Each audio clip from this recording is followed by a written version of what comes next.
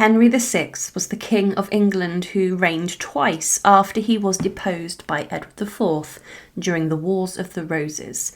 He succeeded to the English throne when he was a very young child, being just 8 months old at the time, and would also later become the King of France because of his father's exploits during the 100 Years' War.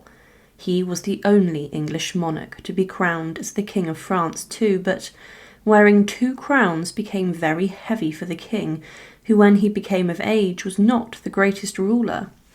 He suffered many military setbacks in France and a number of political and financial crises in England, but Henry VI was slaughtered and murdered during the Wars of the Roses inside of the Tower of London under very mysterious and suspicious circumstances.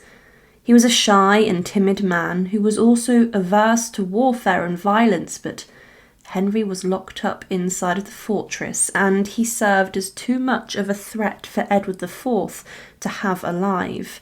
But in the recent centuries, the coffin of Henry VI was opened and his tomb was also opened, and what was found was remarkable and also incredibly shocking. It showed that Henry VI had met an incredibly bloody and brutal fate at the hands of his enemies. But what was specifically found when his coffin was opened? To support our channel, please make sure to subscribe. Henry VI's reign over England was rather disastrous. He managed to lose most of the territory that his father Henry V had gained during the 100 Years' War, and the political unrest in England would break out into the Wars of the Roses, a civil war where many backed the House of York over the King's House of Lancaster. From 1453, the king suffered with his mental health, and he did experience a breakdown, leaving him unable to rule with arguing nobles than governing England, whilst the king recovered. The Wars of the Roses broke out in 1455, and in 1461, Henry VI was deposed by the Duke of York's eldest son, who then took the throne as King Edward IV. In the grand scheme of the Wars of the Roses, Henry VI really was a loser, and Edward IV was the great victor.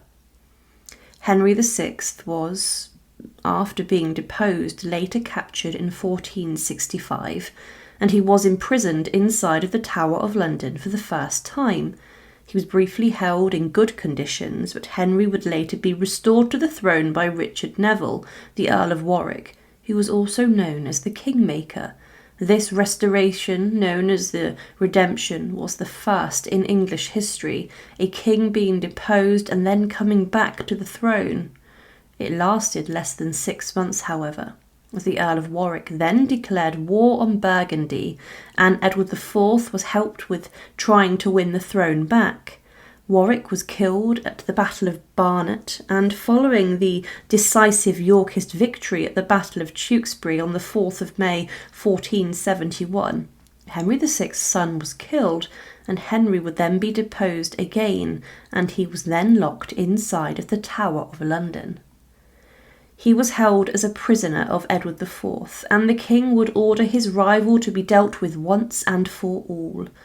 When the royal party arrived in London, following the battle and various stays outside the capital, it was reported to Edward that Henry VI was dead. Official chronicles and documents claim that the deposed monarch died on the evening of the 21st of May 1471. It is most probable that his enemies, as in the House of York, had kept him alive for a number of weeks, and they were concerned that Henry's son Edward, who was a much more skilled military commander, would take up the mantle and fight against them. But it soon became clear to King Edward IV that Henry VI would become a burden to him, and possibly a threat, as whilst he was alive there was always the possibility of Henry being broken out of the tower in a plot to bring him back as the king. Now, at the time it was claimed, according to a chronicle favourable to Edward IV, that Henry VI had died of depression and melancholy following the death of his son and the loss of his throne. But there had been much more widely believed possibility that Henry had been murdered upon the orders of Edward IV, and that he had encountered a brutal and bloody end.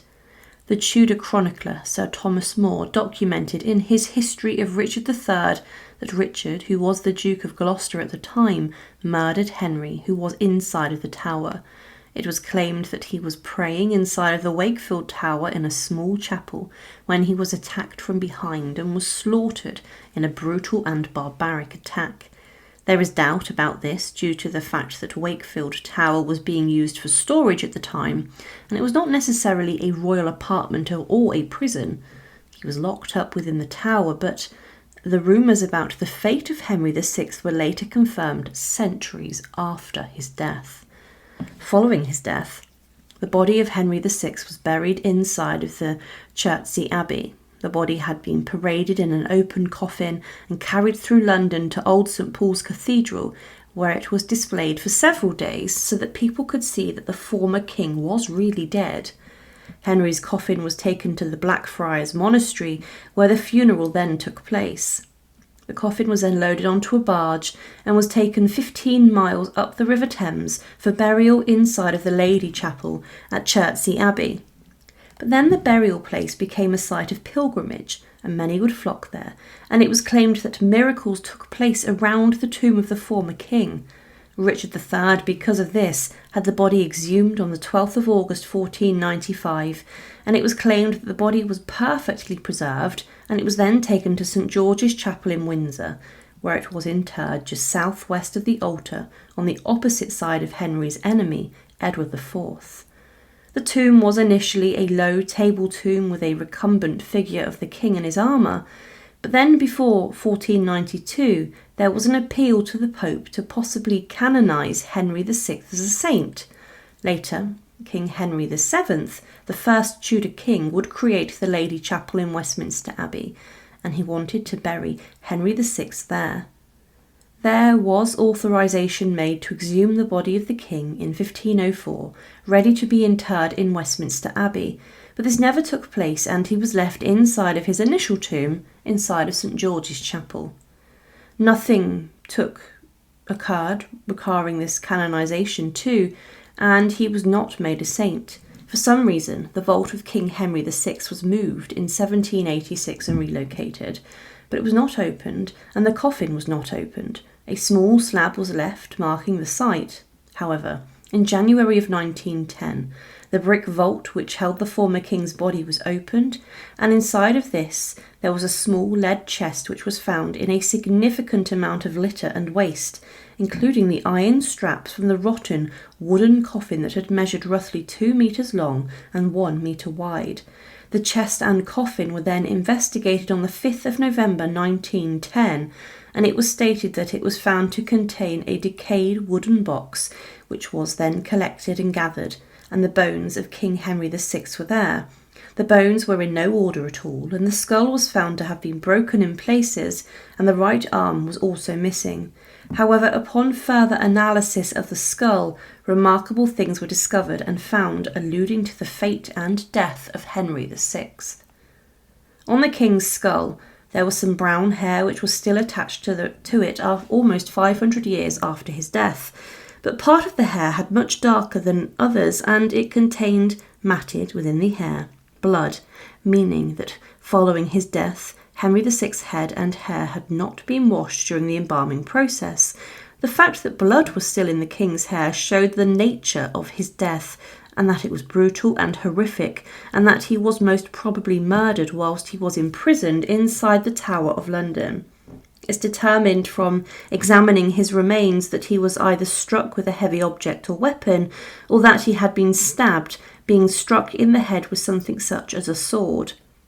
After the analysis of the king's remains, the chest containing his bones was repaired, and the bones were all individually wrapped in silk and were then placed inside of the chest, along with parts of the ironwork, and a new marble slab was made, marking the site of his burial. Today, King Henry VI is considered a king who was not the greatest.